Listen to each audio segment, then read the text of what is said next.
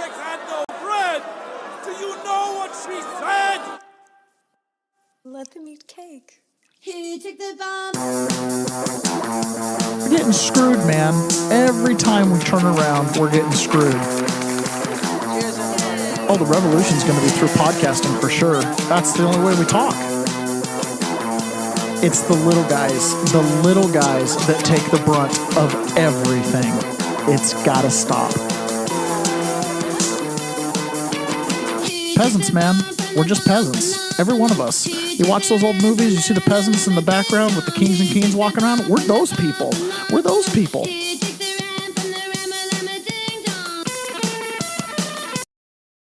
Good morning, peasants. Whoop. Oh, God. There you go. Timing was a little bit off there. Oh, we got stuff going on everywhere. Good morning, peasants. Welcome to another episode of The Peasant's Perspective. It's Monday. We're back.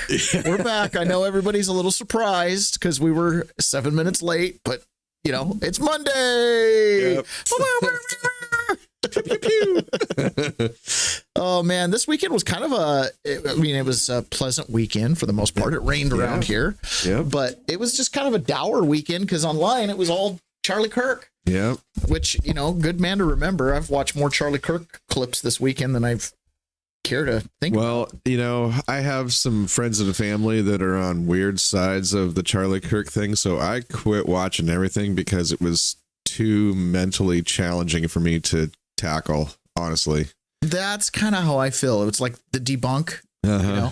Now, I got to say something. I am not really on social media, right? I have an X account. That's it. And I've got one. I've got 0 followers. Yeah, I have an X account, and I don't really interact per se on the X account. I mainly post the show and gather content and things like that. I don't have the Nextdoor app, Instagram, Facebook. The only thing I use it for is to share clips with myself, so, you know, stuff that I want to watch again sometime. Yeah, self-sharing. Well, my wife was showing me the Nextdoor app, and, you know, the whole point of that thing, and these are like your neighbors, like, you know, up and down the street. Oh, my goodness. Some of the vitriol about Charlie Kirk, and he's a racist, and I'm like... And there were some incidents when I was gone where stuff happened around my house and people on the thing, was that the insurrectionist house and stuff like that. I was like, oh, like the fact that I'm not on social media almost in a way blinds me to just exactly how far left this area can be sometimes. Oh my gosh. For real. So there was a funny clip with Brian Kilmeade on Fox News the other day, and we played this clip, and at the end it tailed off and he goes, or lethal injection for the homeless people. Do you remember this? Yes. Well, he was asked to give a little apology. Oh, I got to change my sound over. Oh, first video jitters. That's the problem. Just a second. Okay. So this is Brian Kilmeade apologizing for saying homeless people needed lethal injections. And it actually happened when we were together on Wednesday, Lawrence. In the morning, we were discussing the murder of Irina Saruska in Charlotte, North Carolina, and how to stop these kinds of attacks by homeless, mentally ill assailants, including institutionalizing or jailing such people so they cannot attack again. Now, during that discussion, I wrongly said they should get lethal injections. I apologize for that extremely callous remark. I'm obviously aware that not all mentally ill homeless people act as the perpetrator did in North Carolina, and that so many homeless people deserve our empathy and compassion. Lawrence, back to you. All right, thanks, Brian. I'll see you tomorrow. You know what was great about that clip? He didn't say but at the end. But? You know how they always do. But you know how some homeless people are. You know how they always qualify it. Well, it was clearly him being like, you know, put him in jail, get him treatment, or just kill him, right? Like, I mean, and I get it, man. When I'm trying to consider certain problems I saw in prison, it's like, dig a hole and kill them. Like, you're not fixing that problem. You know what I mean? Anyways, when we played it before, I was like, that's quite an extreme position. So the fact that he had to have an apology is like, yeah, I mean, you went a little too far on the rhetoric. You know, clearly you didn't mean to go around and killing people, but you're expressing the fact there's no solution to this problem. Yeah. Anyways, it made me laugh. So the big thing that's coming out of this Charlie Kirk assassination, which this is difficult to talk about because there's so much to talk about. You can talk about Charlie Kirk, the man. You can talk about the media and how they portrayed him. You can go down some rabbit holes with the assassination itself. You can judge the FBI if they actually did anything in 33 hours before he was caught. Sounds like this was all pretty much done by the family. I mean, you could talk about a lot of stuff. So it's kind of like you don't really know what direction to go. Here's the direction I want to go. As a peasant, I'm considering who it is that I have to live around, right? If my neighbors are the types of people that are cheering on Charlie Kirk's assassination, it makes me a little bit nervous. Yeah. You know what I'm saying? And so this is one of those revelatory moments where we get to see people's masks come off, and we start having to ask ourselves as a society, how did we get to this point where people can look at someone like Charlie Kirk and have opinions like this lady? She's one of these radio hosts in LA from KBLA. Doesn't really take on Charlie Kirk was. How did we get to the point with Charlie Kirk doing all he's done? And literally over the weekend, one of the biggest things, I don't want you to auto power off. One of the biggest things about about Charlie's death is, unlike, say, for example, the George Floyd death, it's not resulting in riots. It's resulting in prayer vigils all around the world. There was one here in Postal last night. Did you see videos of it? No. Oh, I bet you 900 people showed up. Really? Yeah, it was massive. This is why my wife was showing me the Nextdoor app, because people were commenting, "What a bunch of disgusting people in our community! I can't believe they live here." And and a lot of other people were like, "Oh, I wish I would have known. I would have gone. I would have gone. Yeah, I would have gone had I known there was one, but I'm not on social media. Yeah. Right? Why? Because I'm hiding from those people that are criticizing that stuff. For real. But this is happening everywhere, all over the world. Like Scott Adams comments, like, "This was actually bigger than I even thought." Right? Charlie Kirk is becoming a symbol. So women like this, they don't understand what's happening. They're truly living in a country where we're celebrating a fascist bigot. So I'm sure you haven't been in since the white supremacist dude got assassinated, is what they're calling it. I guess because he was a political figure, even though he wasn't elected. And it's just people are showing who they are in response. Of course, as I said on yesterday, political or not political, you don't get to go. I just don't believe you get to just walk up and kill someone. I don't believe you get to just murder someone. Right. I do agree with Tavis, though. These folks pretending like this man was not trying to eliminate black people, women, trans people. Look at that. Not trying to eliminate black people, trans people, immigrants. So this is the moment where they say, but. Yes. She's like, but he was trying to eliminate people. He's trying to eliminate. No. Oh, so is that what we had going on here? I mean, Brian Kilmeade at least was brave enough to say it. We just give him lethal injection, okay? I never heard Charlie Kirk offer that as a solution to black people. Okay? That's ridiculous. But this is a radio host that's like on air as people are commuting to work in LA right now. And I know, and this is the same kind of thing that regular shop I have a job. family member that was spouting this kind of stuff. I know. It's like, and where are they getting it from? Because it's definitely not coming out of their brains. I have no idea. It's coming from places like this. Immigrants and just saying, and only talking about political violence is also a problem. Like, so that's my take. I went to see the Dance Theater of Harlem last night at the Hollywood Bowl. Oh, wow. Nice. I'm tired again. Yeah. No shade. But they had the flags at half-mast, Sherry. The Hollywood Bowl? Well, yeah, they did. I mean, the president ordered all flags at half-mast. Because I was like, yeah. I guess that affects private venues. And it was for Charlie Kirk. And I'm thinking, they just killed a lawmaker in Minnesota, no half-mast. You know They did go to half-mast, by the way. what I mean? We have soldiers being killed overseas every day. No half-mast. So what it's saying to me is that we're celebrating a white supremacist.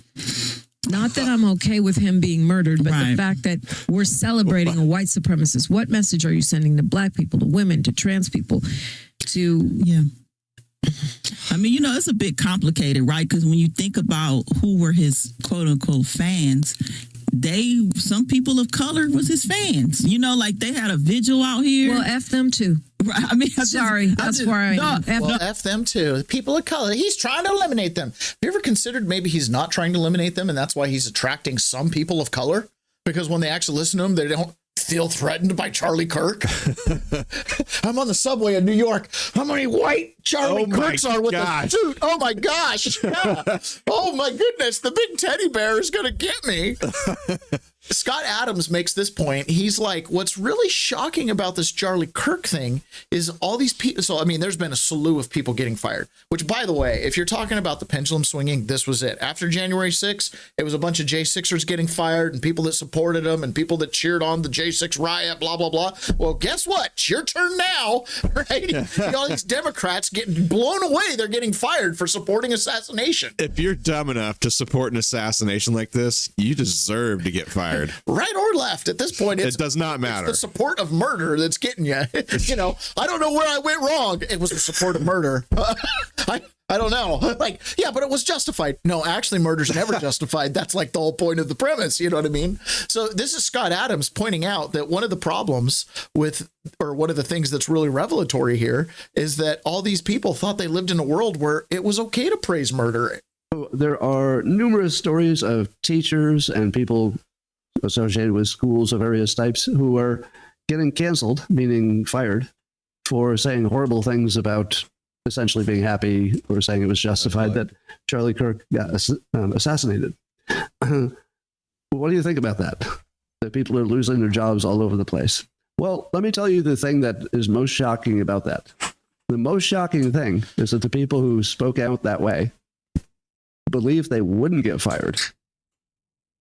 I think they were all surprised, which means they've been living entirely within a bubble in which they thought other people would agree with that.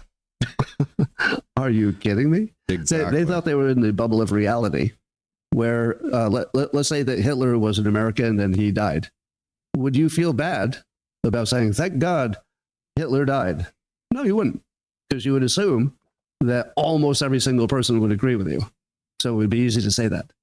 These people are saying it in public for the world to see, as if that's what a normal person would think. How hypnotized would you have to be? So in my mind anyway, and I think I've said it online at least once, I think of these people as the hypnotized Hitlerians. Hypnotized Hitlerians. You could drop the hypnotized if you need to. But the Hitlerians are people who live in this little world where they think Hitler actually came to power in the United States because so many bad people on the left have been saying that. People who should know better. So I actually have some weird empathy for these teachers getting fired for saying horrendous things about Charlie Kirk, because they actually think they're in a different reality than they are. How do you think you're in a different reality? Is it because you individually had some mental problem? Probably not. It's probably really a predictable outcome of the rhetoric that we're seeing from the left. It's the most predictable outcome, that people would believe it as literal. All the Hitler stuff. Oh, it's literally as bad as Hitler. We better do something about it. So I would say the people getting canceled are in their own way, although, you know, our system is that you have to hold them responsible. I'm not saying they're not responsible. They are responsible, but they are also victims because they've been hypnotized to believe something hideous and going through life. Imagine them going through life thinking that they live in a world that had been taken over by some Hitler character. I don't even know what that would feel like, but it would certainly distort your opinions and actions. I know exactly what I felt like. That's how I felt when Biden was in power. I was like, I think Hitler's running the place. So I will kind of agree with him, but I would also say that these people need to lose their jobs because it's probably the only thing that's going to shake their brains loose from this. Oh, absolutely. Absolutely. And I'll say this, right? The whole January 6th thing.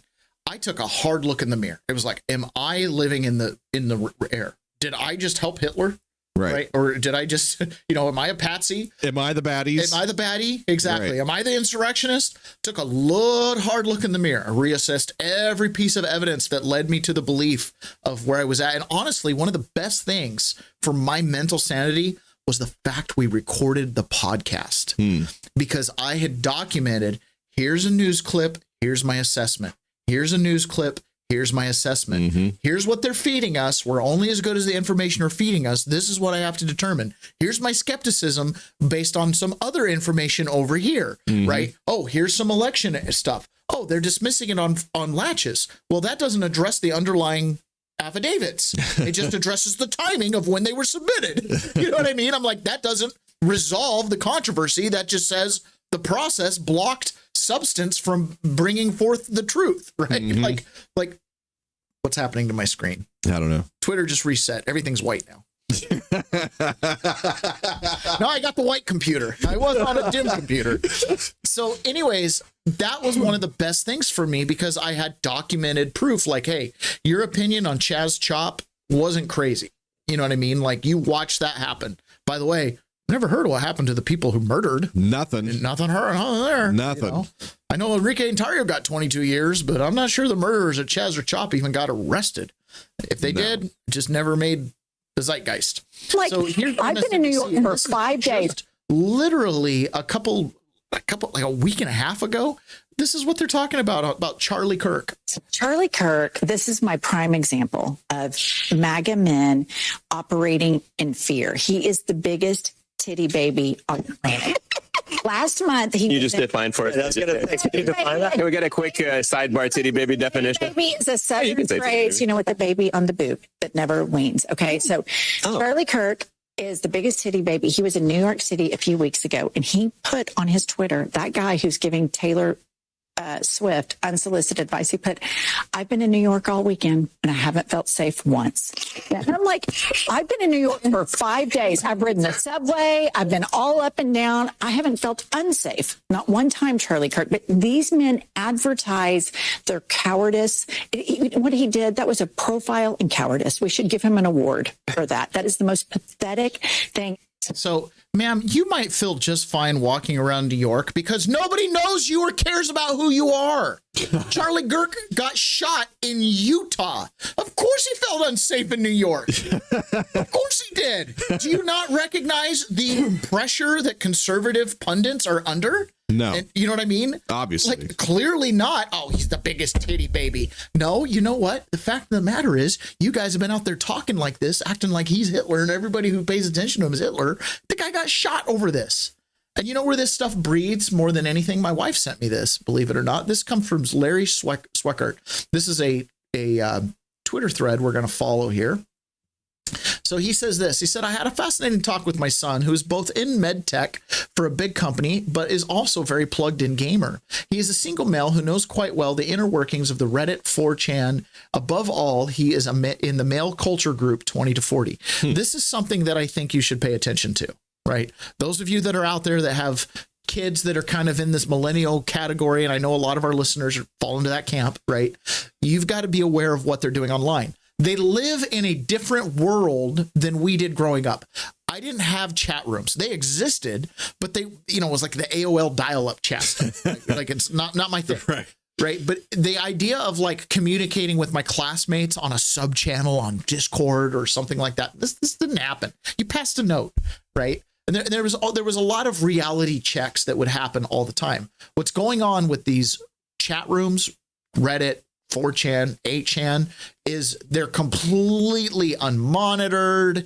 Boomers don't understand how they work. They're anonymous. They're really interesting places. In discussing what radicalized the shooter, who came from a good family and had good grades. Again, he was one of like the top 1% smartest in Utah. 4.0. Came from a full Mormon family and community. Yep. Reddit, 4chan, and the dark web is what he says did it. Smart kids, you know how to mask their real activities from their parents unless they're snooping on their computers, which would be very difficult to detect. The radicalization occurred in probably a year or less. Yeah, doesn't take long. He had both alt-right postings, but also total left postings, including one people mistake for transoid symbol, but which is actually a deeper, worse, nearly demonic symbol that is quite prominent on 4chan. Looks like the 71-year-old guy was an accomplice of sorts or an activated patsy. The guy that was like, shoot me, shoot me, shoot me. Yeah. He's clearly part of this deep web. And also note the guys behind Charlie Kirk giving hand signals. I don't know about that. How deep does this stuff go? How much do you want to know? 4chan is like a public spot, but if you go to 8chan, it's hideous. How do you stop these guys? Honestly, you need to know there needs to be a new 3-letter agency, which is horrible, but you need one that is made up essentially of these types of people. This is the old Alan Dulles approach to spycraft. Bring in commies who know the system. You need You need people to get inside all those social media accounts, emails, everything, but almost no one with those skills wants anything to do with the government. Any government, and to be honest, anyone you have doing this cannot do it for very long. What you see on these sites is so repulsive, so gory, and so horrible, they themselves become screwed up. So if you had any such agency, you would have to rotate the watchers out at a minimum of 1 year of every year, or they'd go crazy. Him? Yes. These disaffected young males who don't think they have anything to live for are very easily radicalized. Does a solution involve public arrest and so on of the bigger names? You need Soros, Schwab, and a very high-profile people to get street justice, highly public executions, etc. for the normies, but you can't change the underneath system. Note that it's not just in the U.S. Did you see what happened in Nepal where the former PM's wife was burned alive and where people were being whipped in the streets? I guess that all originated off of 4chan. Whoa. Yes, and Japan's PM resigned. The French government fell apart. Indonesia and Philippines might be next. They're toppling. Then he raised the point that many of the big techies are homosexuals, such as Peter Thiel, and his company is based out of Northern California, though he doesn't work there. They're all homosexuals. Altman, the rest. Although he puts little hope or desire in the normal political resolution, I do believe that revolutions that might be put a Franco in power here are avoidable if this is a big issue, if Trump can produce enough high profile arrest to short circuit the otherwise what is sure to come. For a single execution in England in the 1960s, the Brits had a period under Cornwall, the protectorate, that ended with the restoration of the king, but of much different circumstances. William and Mary came in the Glorious Revolution and essentially bent the meat of Parliament, accepting the crown for them. But in France, the bloodlust and rage against the king got so bad that it swept almost everyone to the guillotine who in any way wanted to mediate. Likewise, in our revolution, there's a two-step to democracy process of the articles, then the Constitution that convinced people their rights were safe. It didn't hurt most of the Tories left the U.S. for England. Anyways, my takeaway is that he is right about the need for a watcher, as horrible as that it sounds, but this is not like the Muslim terrorist summer camps. It's happening on the web. I think Trump has limited window, especially after Irina Zakarutska and Charlie so close together, to make some very public arrests, big names. There's a growing and very real sense of a two-tier justice system that Trump must show he can break that, even in a symbolic way. Last, we need a major reform at the FCC of a hoax news media. You cannot allow these agents of evil to spread filth and vile 24/7. Simply firing of Matt Dowd, and there's not enough. Rest in peace, and weed up the roots. Curse the evil fig tree. So what's going on in these under like Reddit and 4chan and these kind of chat rooms that are not mainstream is and this is the hard part for normies to accept. Those forums start as a search for truth. Okay. They start by exposing something in the news that's not right, but is easy for everyone to see. This is where your 9/11 conspiracies live, right? Like you can show a video of a missile hitting the Pentagon that Judicial Watch got from a FOIA and be like, when they say plane, they mean missile, right? And they'll do the deep dive research on those places, and it taints people. And then, of course, it gets into the zeitgeist. Every school shooting gets broken down. Every single thing that gets broken down, and every now and then something interesting makes its way to X, and we find it. But for the most part, in those areas, everything is counterculture. Everything is against the mainstream narrative, and it's anything. It doesn't matter if Biden's in office, doesn't matter if Trump's in office, doesn't matter if it was the Occupy Wall Street movement. It doesn't it's a area where extremists can take their idea to the maximum extent. And so that's happening while you and I are just living normal lives, right? And then on the news, when one of these anchors is like, well, Trump's Hitlerian, he's a Hitler. It's like, where does this idea originate? Right? Because I don't see them on the news playing like Trump Hitler speeches side by side. They just say it as if there's an audience of people out there that are listening. The audience of people that are listening are getting the idea planted on these deep boards. And then the pundit can just casually mention it. And it points to the incel, the person in these rooms. Trump is Hitler. Oh, yeah, because I saw all this stuff about him wanting to eliminate Jews or whatever case it is. So it steers those chat rooms. Steers the crazies. Yeah. And there's not a lot you can do about it. And unfortunately, and I have to stand up for these 4chan and 8chan boards. There's a lot of vile, disgusting stuff that just shouldn't be reproduced or published. But unfortunately, because the media lies to us so much, right, it creates an environment where there's a marketplace for that. Yeah. That's the whole thing. Right? Like You start with it's a little bit of dog poop in the brownies. It's like dog poop. You know, well, yeah, the media starts out putting dog poop in the brownies, so 4chan comes out to expose the dog poop, and then pretty soon 4chan's just a bucket of shit. You know what I mean? Because all it does is expose dog poop up all the day, and pretty soon all you can see is dog poop. Right. Like, you stop seeing the brownies. But, you know, what people need to understand is that 4chan would not exist if we trusted the media. Transgender partner. Yeah, exactly. 4chan would be more... I'm not defending those places. I understand. But it's like, if the media lies and the truth appears on 4chan, you've put me in a spot to have to go, so 4chan's got it right? What else do they have right? Their bigoted stuff, the white supremacy. You're going to find it all out there. It's not all right. I guess my point is that how many people are in there trying to collect what they're, you know, consuming news-wise? How many people are in there looking at 4chan as their source? And that number, whatever that number is, would be way smaller if the news was trustworthy. People wouldn't have to go to 4chan to look. Yeah, a certain degree of people, or 4chan wouldn't have anything to offer that wasn't already right. Oh, yeah, right, exactly. This is Governor Cox out of Utah. Could you keep in mind, just a year or so ago, Charlie Kirk was saying Governor Cox needed to be run out of the Republican Party. He's not a real Republican and opposes us at every turn. But now Governor Cox gets to be center stage. Okay. Well, some outlets are reporting that the suspect lived with a transgender partner. Is that accurate? And are investigators looking at this part of his life as a possible motivation? Yes, definitely. And yes, I can confirm that. I know that has been reported and that the FBI has confirmed that as well, that the roommate was a romantic partner, a male transitioning to female. I can say that he has been very cooperative. This partner has been incredibly cooperative, had no idea that this was happening, and is working with investigators right now. I find that some completely implausible.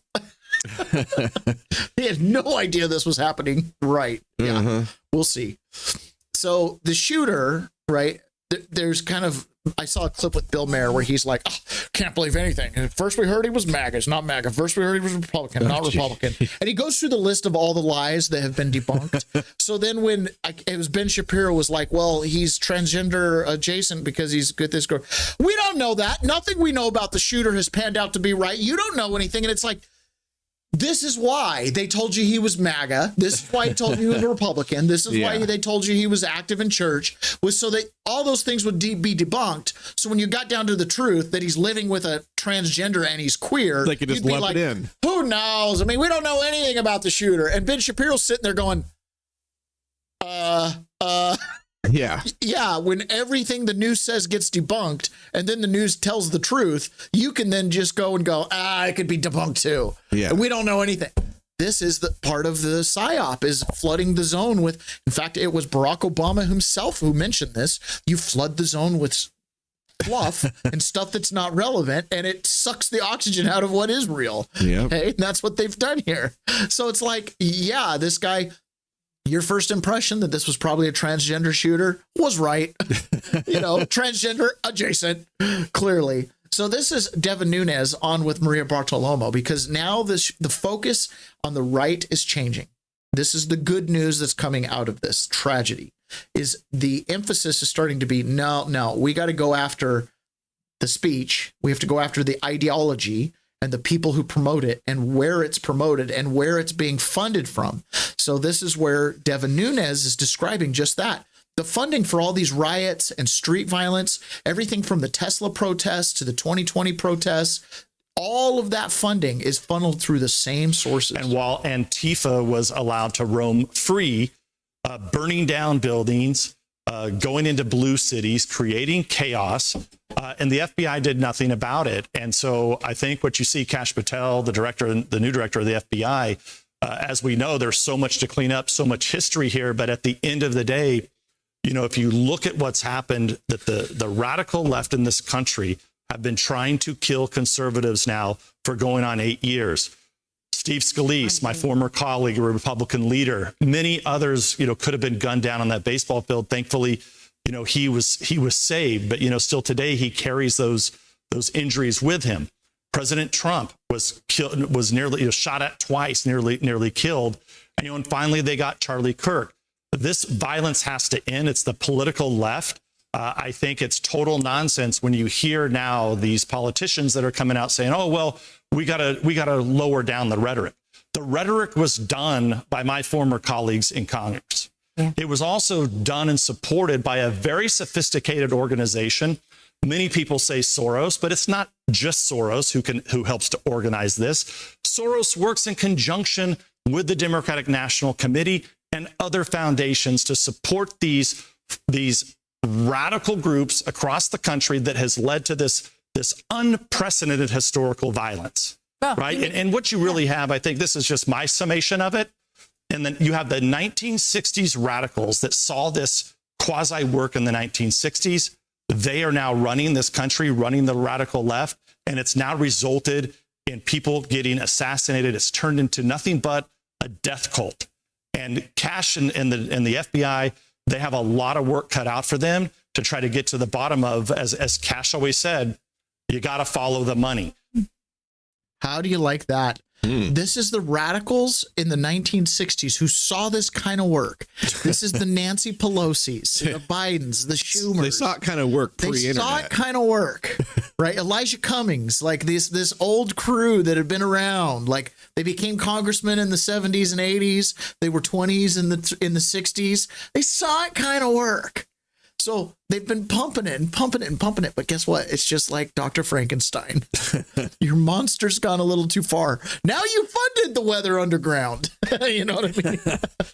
So the point is they're the ones that created this zeitgeist where a radio host in LA, after all this has happened, anybody who's paid attention to this, you've had a chance to see the clips online. You've had a chance to see the memorial highlight rolls. You've had a chance to see the outpouring of Christians with their candles and their vigils, and have had a chance not to see riots, right? You've had a chance now to be exposed, yet still waking up.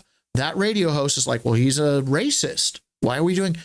Have you considered for one moment if the United States of America is putting the flags at half-mast and your favorite senators like Bernie Sanders is not screaming and John Fetterman is not like, this is horrible, and even Nancy Pelosi isn't out there like, we shouldn't be doing this, right? Because they understand. Charlie Kirk, I mean, whatever, right? So if you have this opinion like, oh, he's a white supremacist, a bigot, wanted to eliminate blacks and gays and trans, and the United States is putting the flag at half-mast, and no one is like an official capacity barking, you should really have some cognitive dissonance and ask yourself, do I live in a country that actually officially celebrates white supremacists? Or maybe am I wrong about him being a white supremacist? Ah, yeah. You see what I'm saying? Maybe. Like, you either live in a horrible country and you're completely justified in waging revolution and violence, because who would want to live in a country that celebrates a white supremacist? Right.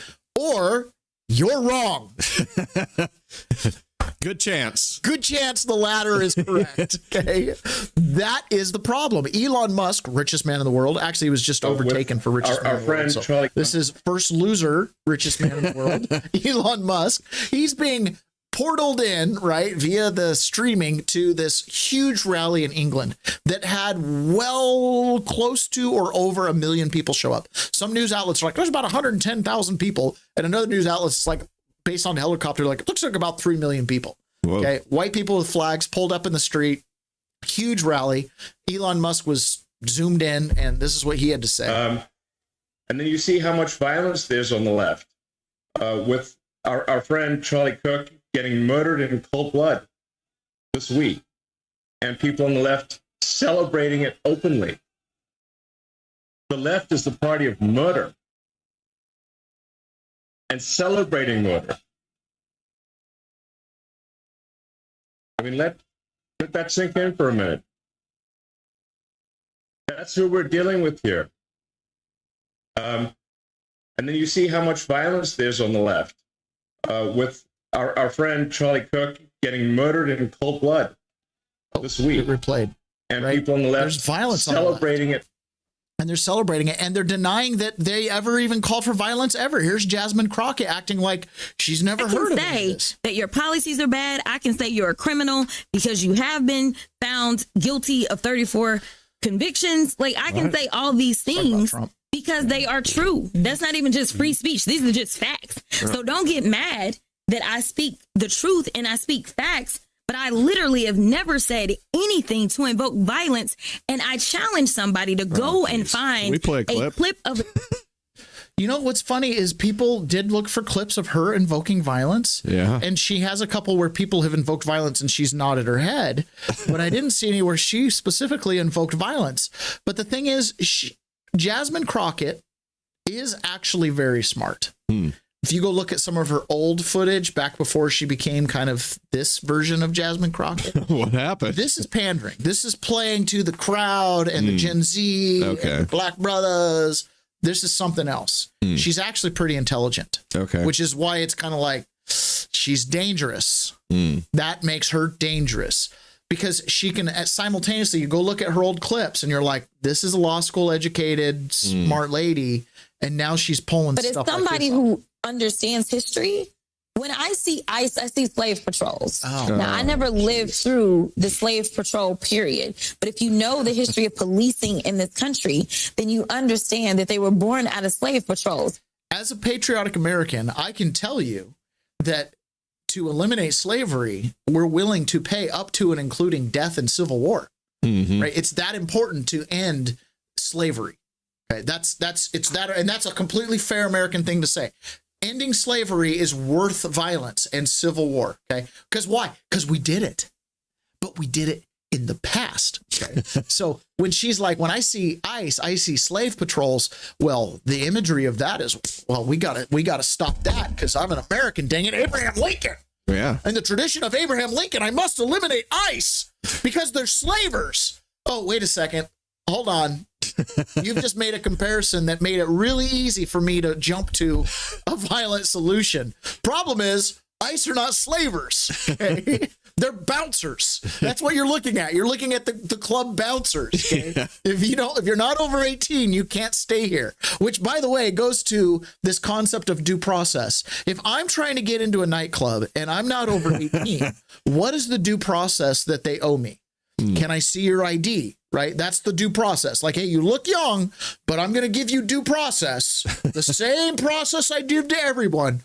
Can I see your ID? If my ID says I'm not old enough to go to the bar, bounced. I get bounced, right? Doesn't seem that complicated. But Jasmine Crockett here, she seems to have this other idea of due process. The due process would say that when I go to that bouncer, I could be like, dude, I need due process. Let's get a jury. Let's get 12 people to come look at this thing. Let's do appeals process. Like, you can't just deny me entry because I'm not 21, right? I need due process. It's not really how it works, does it, right? The due process to get into the bar is, can I see your ID? The due process to stay in your country is, can I see your citizenship papers? Which I know is not like the greatest thing to harken back to, but do you have another What else solution? you got? I can think back to a time in which there was stop and frisk. Yes, that's correct. And I could think back to a time in which that was found to be unconstitutional. That's right. And it was considered an unreasonable search, yes, as we know the Fourth Amendment stands for. And now it's almost like this argument that the Republicans have been making that somehow if you are not an American citizen, that you are not afforded the same rights under the Constitution. Like, I've got colleagues that debate whether or not they are entitled to due process. And it's right. like, actually, That's they are. Yes. Like, it's not debatable. Yes. But they are trying to make it debatable. They are trying to make it seem like, well, if you're an American citizen, you get it. But if you're not an American citizen, you don't get it. And that's why we saw. It's not really that. It's that the first step in the due process is, do you belong here? And if the answer is no, it's like, okay, well, then let's go. Like, that's the process. Yeah. That you're due. Step one. Step one. Not a jury of your peers to determine if you are or aren't supposed to be here. That's not what we're talking about. Donald Trump just randomly kicking people out of this country and not giving them their day in court. Because you need a day in court to get kicked out? Is that how it works? Oh, I'm trespassing. You're in my front room. Get out. Oh, I'm staying here until you do the whole court. And then I'm still staying for appeals. I'm still staying to the Supreme Court. Like, you can't kick me out. Every single person, we got to go through this. And we know that even American citizens have been rounded up in that. And so that is what's so dangerous about this opinion, is that we know that you don't have to pass an accent test to actually be a U.S. citizen, right? So this idea that you can look at somebody and say, I'm looking at you and I think that you don't belong. Well, who is it that does belong? That people who have identification that says they can be here.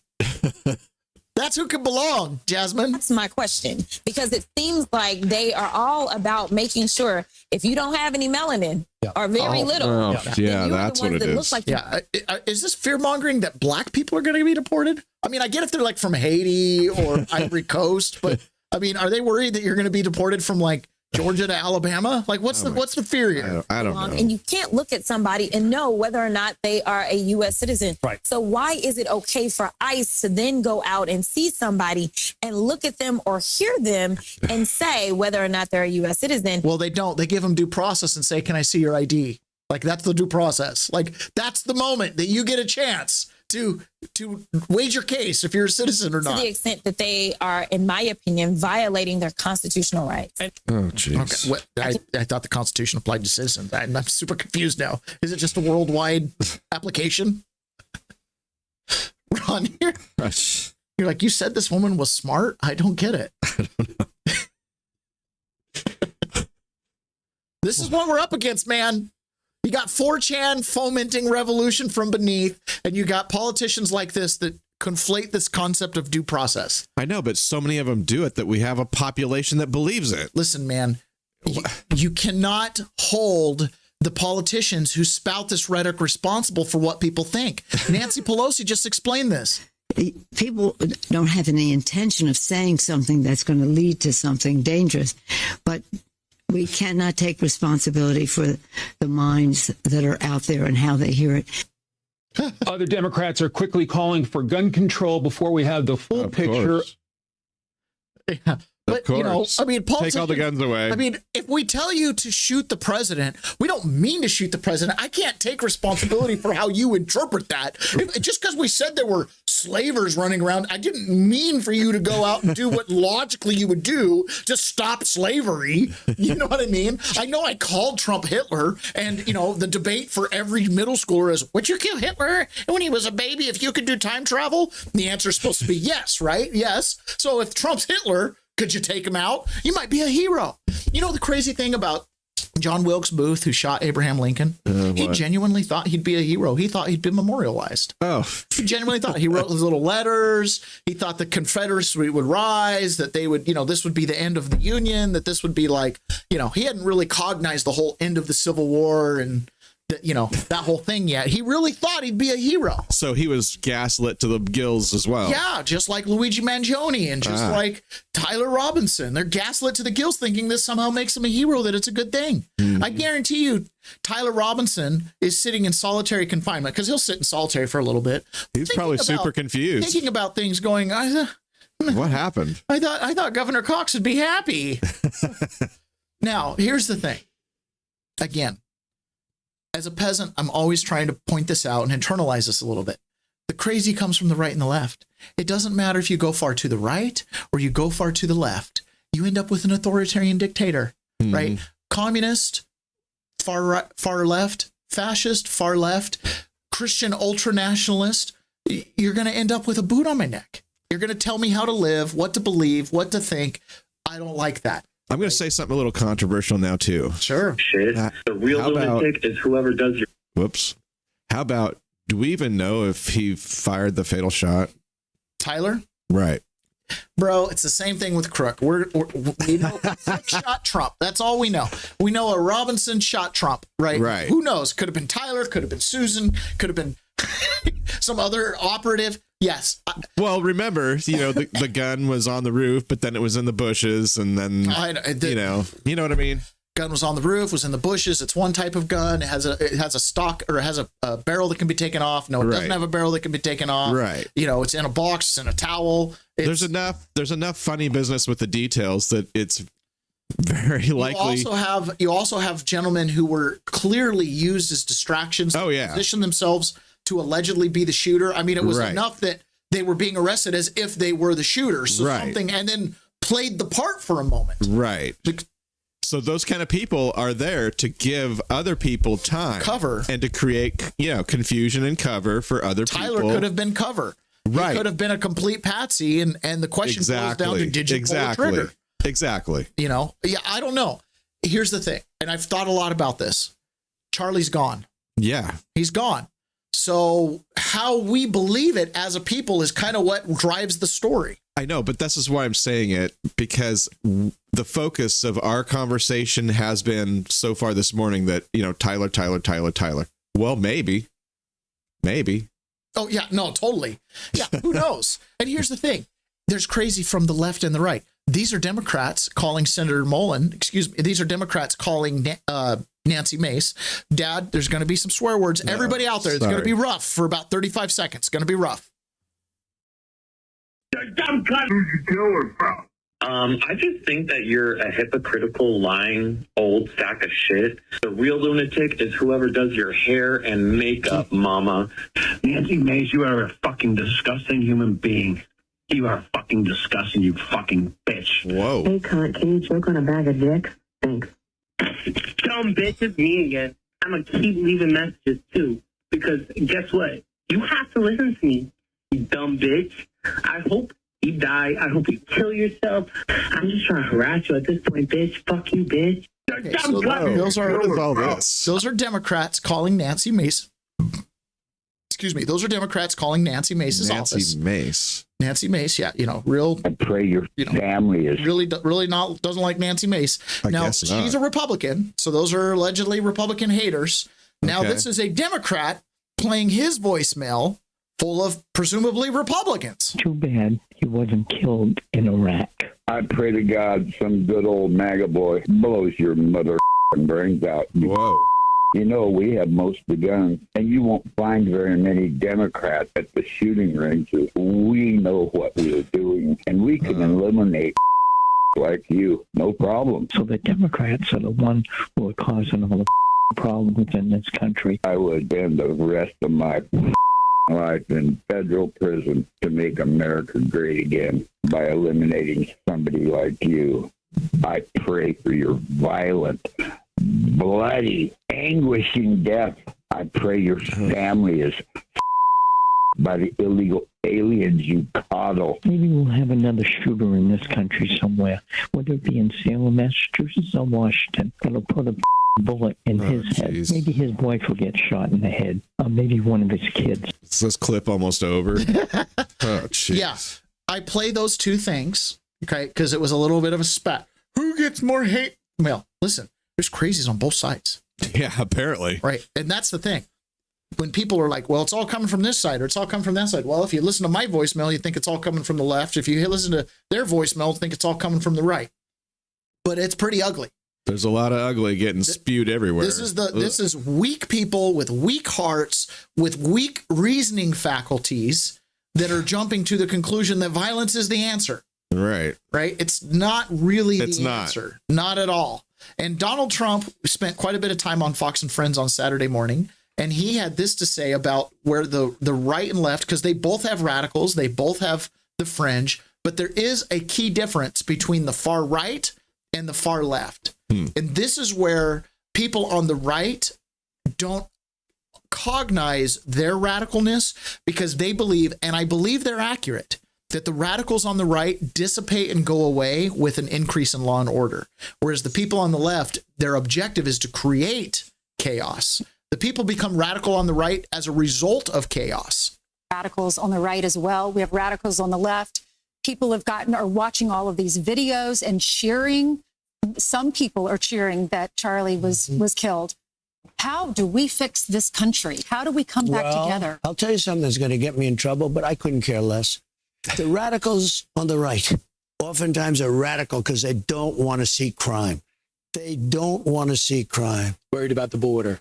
They're saying, we don't want these people coming in. We don't want you burning our shopping centers. We don't want you shooting our people in the middle of the street. The radicals on the left are the problem. And they're vicious and they're horrible and they're politically savvy. Although they want men and women sports, they want transgender for everyone. They want open borders. The worst thing that happened. Radicals on the right as well. So he's basically saying the radicals on the right are reactionary radicals. Yeah. They're reacting to lack of law and order. They're reacting to a open border. They're screaming at the government, close the border. They're screaming at the government, arrest the criminals. They're screaming at the government, stop the looting and the rioting. Whereas the radicals on the left are like, let us loot and riot. Sounds like he's doing a good job as president because he's got a good pulse. Well, that's the reason why people on the right don't recognize the radicals on their right, because they see themselves being radicalized by wanting law and order, and that's not radical. But if you're leaving a voicemail on Senator Mullins' thing saying, I'd love to make America great again by rotting in a federal prison. If I could shoot you, I would. You lost the plot. Yeah. Okay, you lost the plot. You forgot that we're neighbors. You forgot that we got to live here. You forgot that Senator Mullins has a wife and family who love him, right? Now, neuter him politically. How are you going to do that? Vote him out, campaign against him, raise some money, right? Use that law and order to go after Act Blue or whatever they're going to do. You know what I mean? But you got to do something. Here's James Lankford, senator out of Oklahoma. And there's a handful of senators to me that are notable squishes, right? And this is one of them. I don't know him. I imagine to be a senator, you have to have some real clout, right? Especially where you're at. But I remember when he got up to sponsor the border bill under Biden, he's like, something happened. You know, there was some video footage that came out of Yuma, Arizona. And oh my gosh, there's all these people. And it was like, we have to do something. And we have to change the border laws. And we need to pass this border bill. And the border bill was basically going to institutionalize what Biden was doing. Up to 5,000 people per day. And at 5,000 people per day, they could close the border, but not really close the border because they had to do like a 60-day notice. And then if the numbers, it was like, basically, hey, cartel, how many people would you like to send? We'll open the border today. You know, it was like very bad. It was going to absolutely institutionalize what Biden was doing through his executive orders. Was not the solution. So when you hear Donald Trump and others say, look, we didn't even have to pass any laws and we can close the border, that's a slap in the face to Lankford, who said they couldn't close the border without this bill, which was going to open the border. Right? So Lankford, bad man. And why I say bad man, if you're going to open the border and allow drugs and human trafficking in, bad man. Okay, so I don't care about anything else. Lankford, you're dumb. That's my assessment. I'll back that up. Why? Because you had a bill that was going to open the border. You're dumb, right? So when Lankford goes on here and goes, well, there's people on both sides. Well, I would say if there's someone preparing to be able to take out an aggressive act against someone or to be able to violate the law, that is the role of law enforcement to be able to protect Americans. We need to be careful in how we talk about this, whether it is talking about white nationalists and preparing to be able to attack and to be able to carry an attack, or to somebody like a Timothy McVeigh that hated the government intensely in my state 30 years ago, murdered 168 people in Oklahoma City, or whether it is a leftist group that is interested in actually attacking a pro-life center that we saw several years ago, or whether it's carrying out some other act of terrorism or trying to be able to intimidate people. We should have equal application of the law to saying if you're choosing to be able to carry out an aggressive, violent act, that should be something that we actually try to interdict anytime that we possibly can. Again, thinking something, talking about something is very different than carrying out that action. We have freedom of speech, but you do not have the freedom to be able to plan, prepare, and carry out an attack against another American. Yeah, you're right. You know, talking about something is completely different than carrying it out. You're right. And I'll tell you what, the Bidens didn't talk about getting rid of their political opponents. They came and got us. And by this point in the Biden regime, they were close to what, 900 J6ers that they'd rounded up. How many political opponents have the Republicans rounded up? Have Pam Bondi rounded up?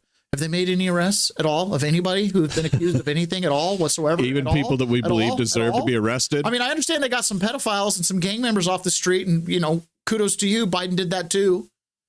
But have you arrested anybody that was responsible for attempting to overthrow the United States government, or successfully, depending on how you consider 2020, right? Have you gotten any of them? Have you gotten any of the people that planned, plotted, and, you know, executed 2020? Have you rounded up those Chaz shooters yet? You know, just cold case files, right? Murder never, no statute of limitations on murder. Anybody? I'm waiting. You cannot tell me it's that hard. Okay. That is one of the things that does drive me crazy. Well, we got to build a case. No, you don't. No, you don't. You didn't have to build a case for me.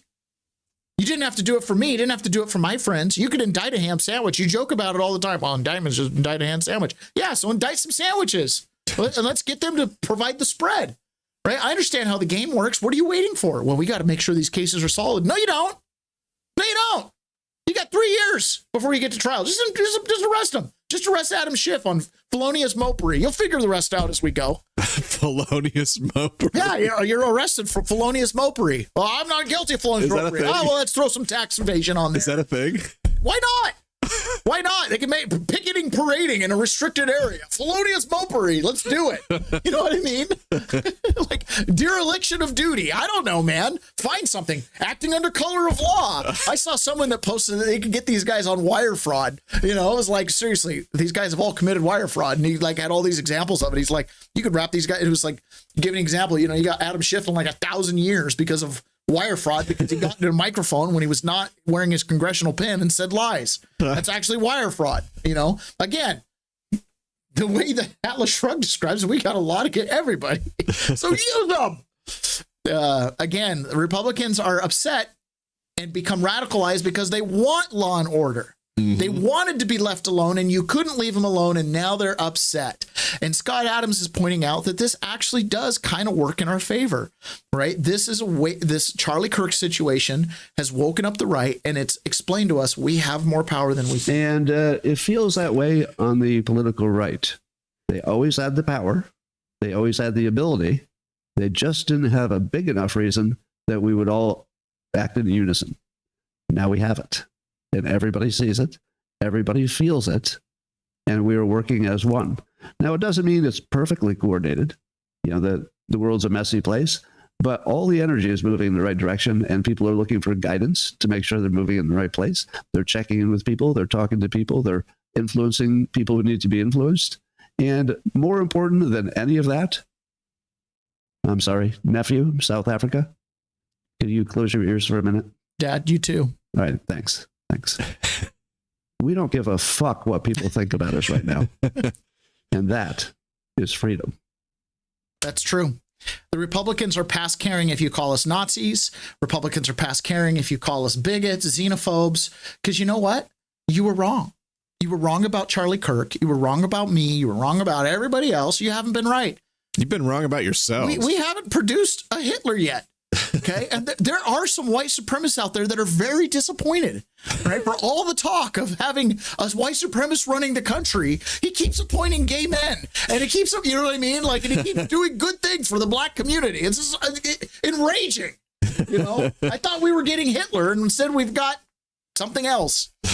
Again, the zeitgeist, the media has created a narrative around people like Charlie Kirk. If they'd have taken out Cernovich, if they'd have taken out even a Tim Pool, there are some people out there that have been mired in some controversy.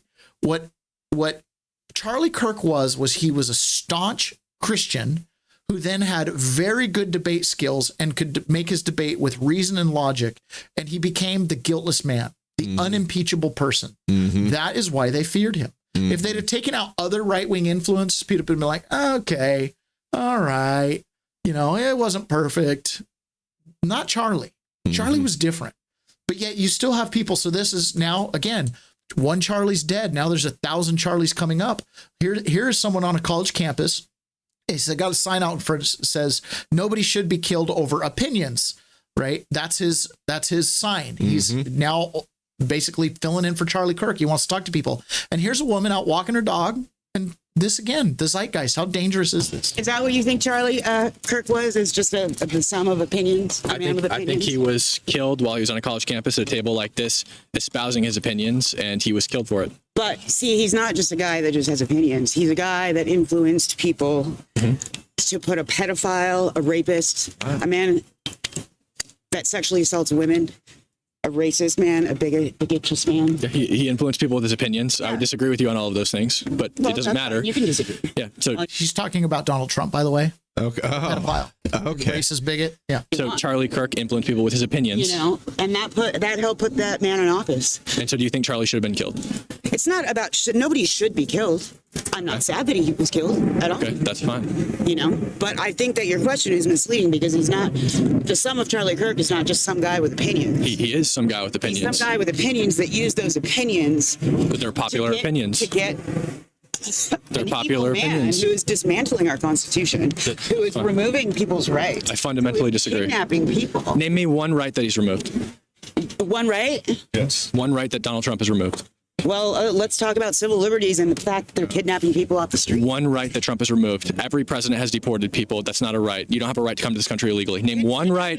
You made the claim. You made the claim that Trump has removed people's rights. Now substantiate the claim. Is a violation. It's not kidnapping. It's an arrest. It's an arrest. You don't have a right to come to this country illegally. They're too chicken shit to take their masks off. They have no badges. They will not. They do have badges. I find it interesting during COVID, they were all wearing their masks. You remember that? Yeah, I do remember that. Oh, now you're too chicken. And if I run into an ICE guy on the they're agents of the federal government kidnapping people, unless he shows me a badge, a name, and a face to match it, he's just another guy on the street kidnapping somebody. Okay. So this woman's passionate. She feels deeply what she's talking about, and she's wrong every sentence that came out of her mouth. Sure, but she got to talk. Yeah. Okay. See, that's the difference between the left and the right. Yeah. You know, like she doesn't feel again, what did we say last week?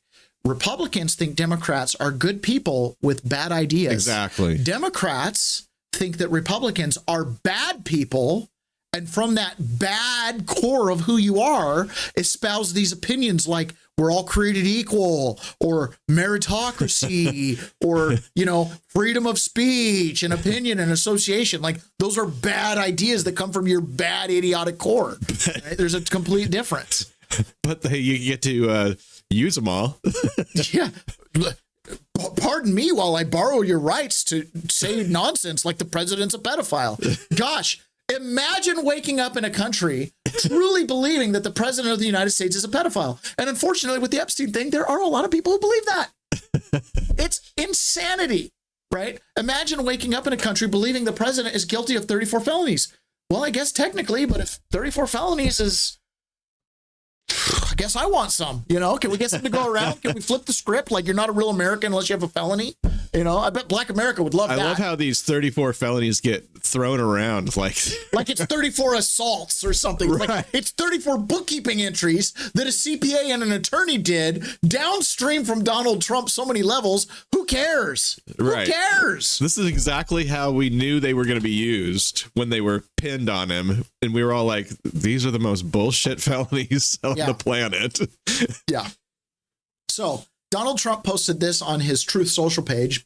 Again, one of the things that's cool about Donald Trump is he's got the little peasants making comments. And this woman is saying we need to get rid of the Smith-Mundt Act, which is what Obama and Biden got rid of, which prevented the United States government from propagandizing the American people. And she's making the point that that propaganda and allowing propaganda, known false information to go out on the airwaves is what has led to this environment where half the country thinks Trump's a Russian stooge, pedophile, whatever, and that Charlie Kirk was a white supremacist who wanted to eliminate black people, right? That needs to be ended. His administration. If you stay to watch the video, please tag him down below, share and repost so we can try to get this to him as quickly as possible and hope that he can do something with this. President Trump, as a supporter who voted for you 3 times, I am hoping and praying that you will revisit what Barack Obama and Joe Biden got rid of back in 2013, which is the Smith-Mundt Act, which held news corporations accountable for lying to the American people and spreading propaganda instead of truth. I think instead of bringing it back as a Smith-Mundt Act, you name it the Charlie Kirk Act, you make it a law, and you make it damn near impossible for these people to continue to lie to the American public, which has brought chaos, hatred, division, and anarchy all across this country. Fines out the ass, which will damn near bankrupt their companies should they lie to the American people ever again. They can have their opinions, that's fine. They need to state that it is their opinion and that it is not a fact. Because of their constant lies, a man lost his life over it. Because of the constant hateful rhetoric of calling him a fascist and a Nazi and a white supremacist and a bigot, the same thing that they called you, this man is dead.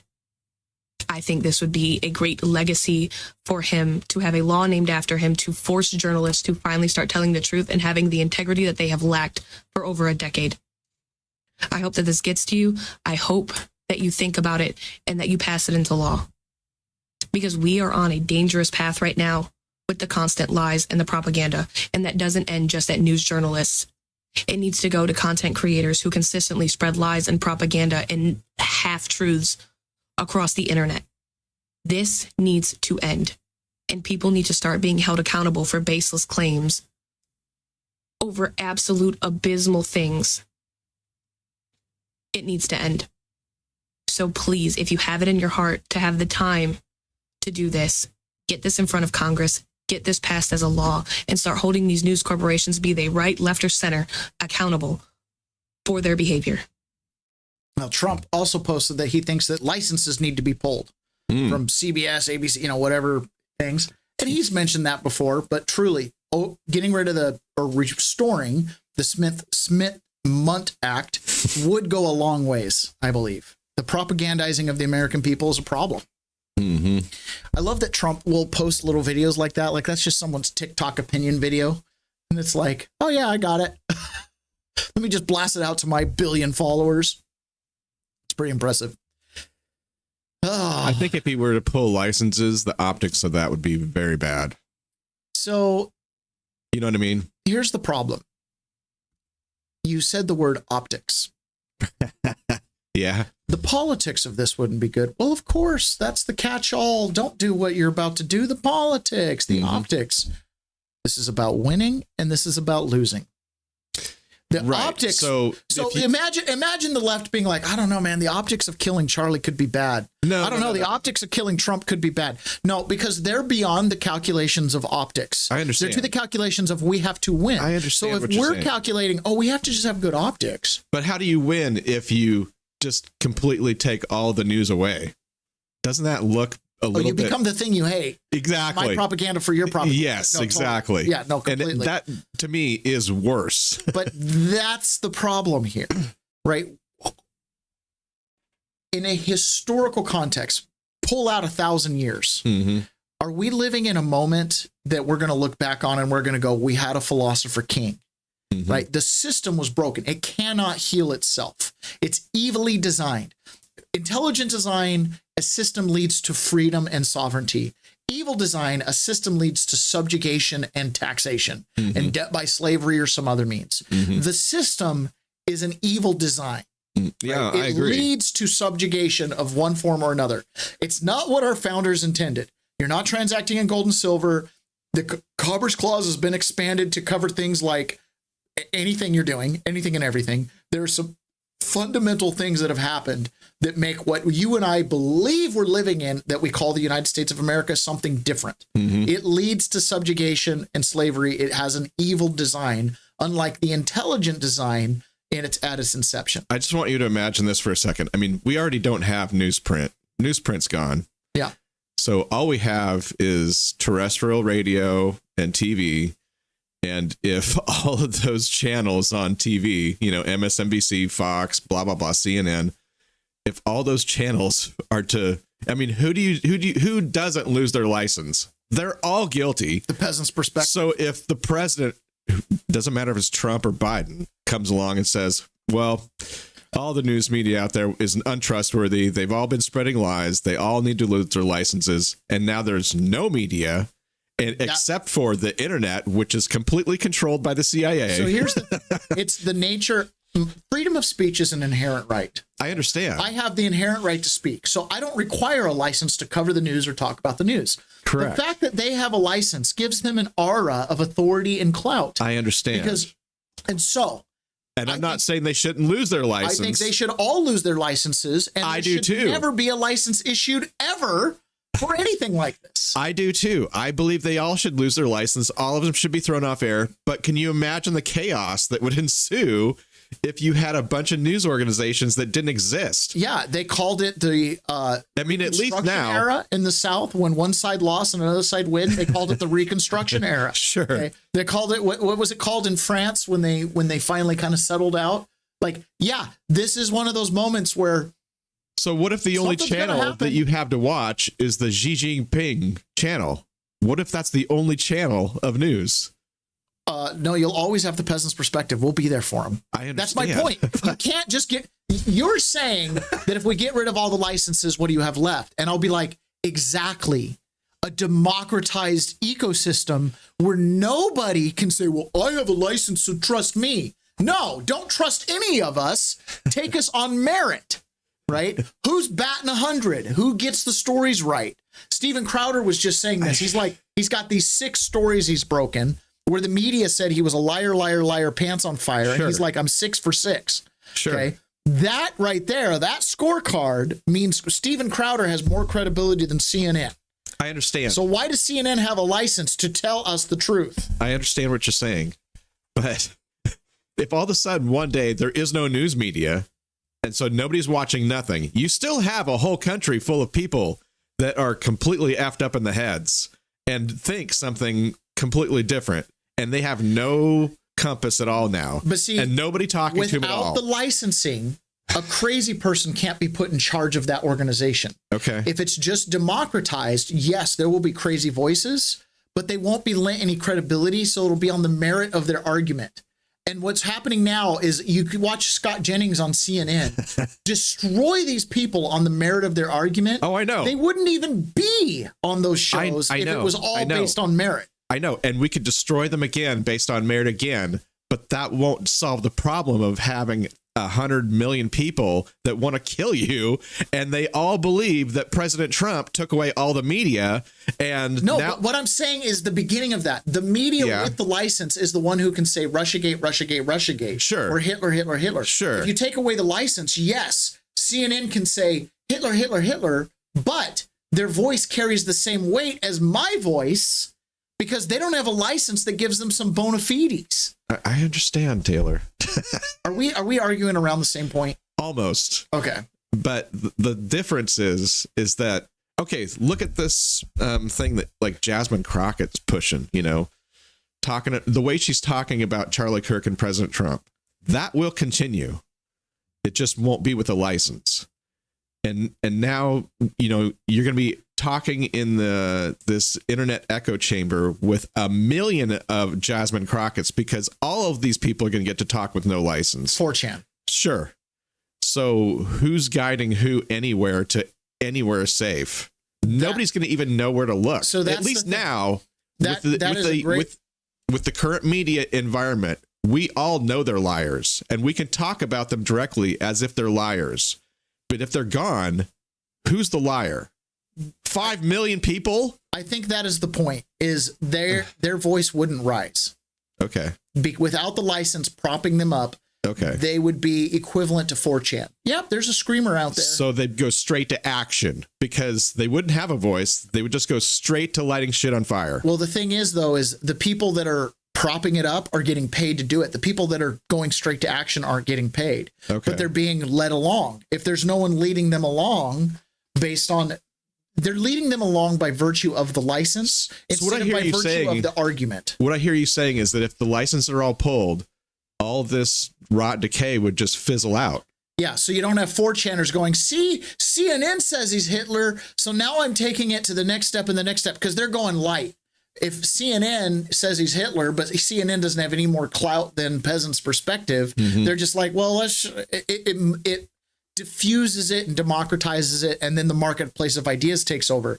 The license short circuits the marketplace of ideas by saying that store. I understand, but here's the difference. With the media that you have today, the media is basically programming all these people. With the media gone, these people are still programmed, and they're going to create their own little environments that will flourish. But that's okay, because Stephen Miller's at the head, and Stephen Miller is going to get rid of all of these left organizations. Okay.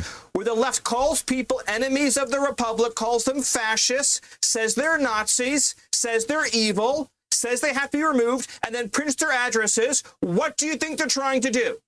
They are trying to inspire someone to murder them. That is their objective. That is their intent.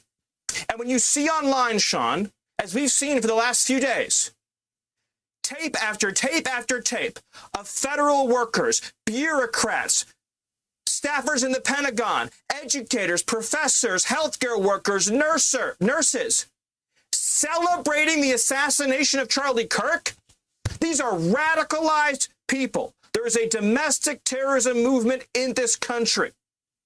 And let me tell you something I've not shared with anybody, but the last message that Charlie Kirk gave to me before he joined his creator in heaven was he said that we have to dismantle and take on the radical left organizations in this country that are fomenting violence.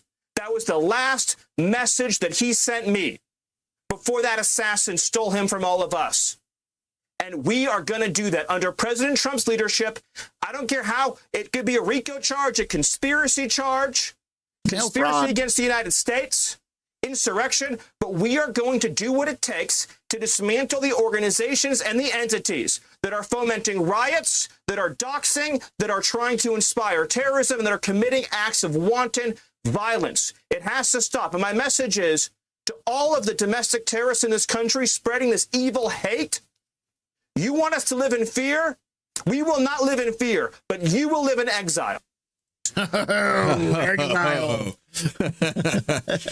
So they're coming for him, man. Again, by this point in Biden's administration, they'd already knocked off about 1,000 of us, quote unquote, January 6th insurrectionists, right? So what these guys are waiting on, I don't know. I don't know either. Honestly. Yep. All right. So it's getting about time for us to jump over to private. Let me do a quick review of what I got. Make sure there's nothing that I wanted to get here. Oh, yeah. Let's leave on this. This is Steve Bannon talking about. Let's start on the issue at hand. I want to echo what you heard from my. Got a little super clip from War Room, and it's some different, Katie Britt here talking about we need to tone down the rhetoric and come together in unity. And we're just going to listen to this, and Steve Bannon's going to bring it home. Okay, this is some good radio here. Let's start on the issue at hand. I want to echo what you've heard from my colleagues. Political violence has no place in America. What we saw yesterday, and everyone saw it, is sickening. It is disgusting. It was a political assassination. And all of you sitting in these rows have a duty and an obligation to call it that. When I'm thinking about Charlie, obviously his faith was the most important thing in his life. His wife, his children, our prayers are with them. But he influenced countless Americans and people across the world. My kids being amongst those groups. Talking with them last night, talking through this with them last night, is just unthinkable that this is happening in the United States of America.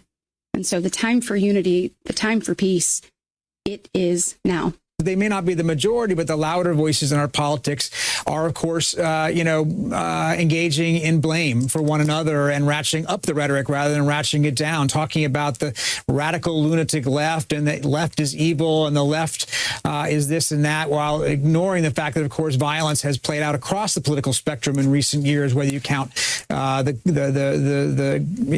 assassination of the two Minnesota lawmakers, Democrats recently, the burning of the Democratic governor's mansion in Pennsylvania, January 6th, the attack on Paul Pelosi, right. and so all these.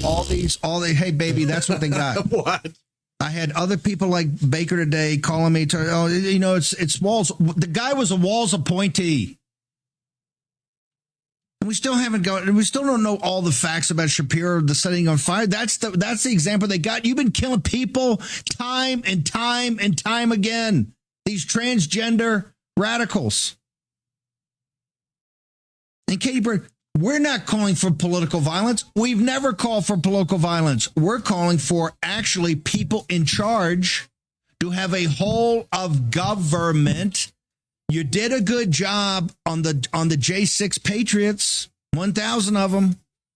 You rolled up and kicked down the doors and dragged into prison grandmothers. Tina Peters got her in prison right now, want her to die in prison. You got the men praying the rosary. You got the traditional Catholics. You got MAGA. Oh, but now it's time, after you've murdered and assassinated and murdered and assassinated, now we got to take down the rhetoric. Mm-hmm. Screw you. Designate them, because once you designate a terrorist organization, you're going to find out the journalists working with them, the politicians working with them, and the money that's working with them. Oh, yeah. I am absolutely convinced you could take all these people out in a week. You do not need that much information to build a case. I am sorry. Not with my understanding of the system. People who, you have to have all this information, but no, you don't. Not for political cases like this. You got them. You guys got these people so dead to rights. Just book them, Dano. Just book them down and get discovery. Oh my goodness. And even if we might have some charges dropped, who cares? Who cares? Yeah. Even if you drop half of them. I hate to say that guy. I hate to be that guy. I don't want to become the thing I hate, but don't give me this. Oh, now we got to tone down the rhetoric. I didn't hear anybody calling to tone down the rhetoric after January 6th. Nope. I heard you guys toning it up. Go get them. Go get them. Go get them. Mm-hmm. That's what I heard. That's what I felt. All right, guys, that's it for today. We are going to jump over to the private, and we are going to hear a little sob story from Ryan Ruth's daughter. He is on trial representing himself in the Trump assassination. So we're going to hear a little bit from her. And we'll see you guys over on the private. Talk to you in a minute. I hit the wrong button. Did you end it? No. I don't know what I did. What'd you do?